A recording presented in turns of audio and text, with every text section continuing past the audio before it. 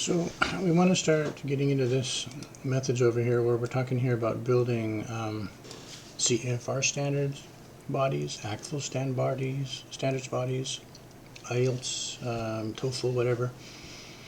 We can just build those standard bodies to sit alongside each other in our standards library. So let me actually open up our platform here and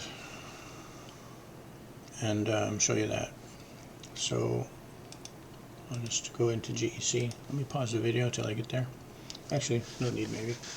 I should already be logged in as admin. And in the in the builder section here we have our libraries.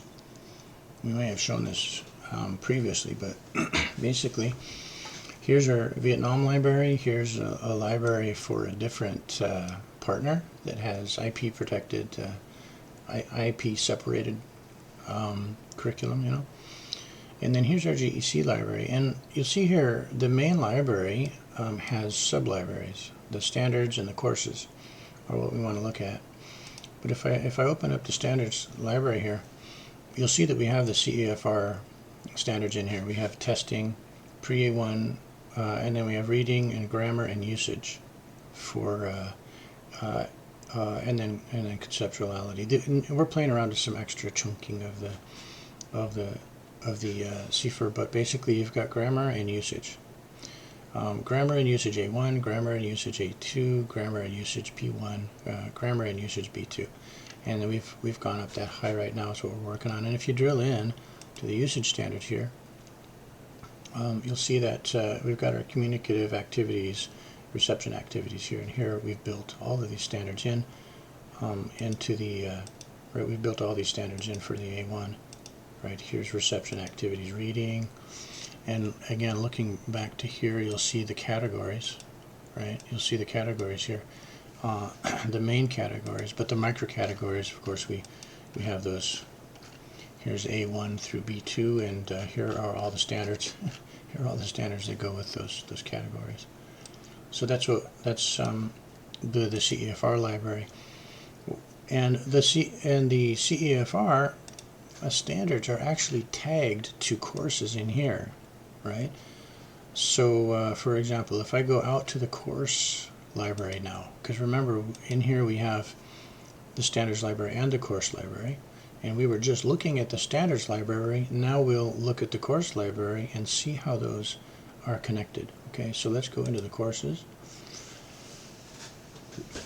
and it doesn't matter what we pick. We'll just pick Earth's surface from grade 7 science. And so these are what we call lesson groups, and then these are the list of lessons. And you'll notice here that when I create a course, I actually have to attach the grade level and the subject from the standards library. So these are coming from the standards library. We attach them at the course level. Then at the lesson level, we attach the domains, and one course can have multiple domains. So here, whoops, I didn't want to create one. That was the lesson plans, I guess. Wait a minute. Update, yeah. You see here we got the domains, and I can select from among the domains that were that are associated with that standards body. So this again is coming from the standards body. And finally, then if you drill in and look at the problem level, we have at the problem level we're going ahead and attaching our what do you call it, academic standards at this level, and then here we can attach our CEFR standards at this level. This is the B2. This would be the B1, which is not. It looks like this has not been completed yet, but we would attach A1 usage. Where is it? Here with here's all the domains. Looks like we were working with text there on that other one, and you know, processing text is the only, at the B1 level, is the only standard we have available under working with text. And okay, so anyway, we can attach the. Now, what we would be saying here is that wherever we have aligned wherever we have aligned our CEFR standards to a certain lesson, we look at that standard, and we match it as close as we can to the first, right? We match it as closely as we can to the actual standards, because they're going to be correlative standards, and this is one part of the process.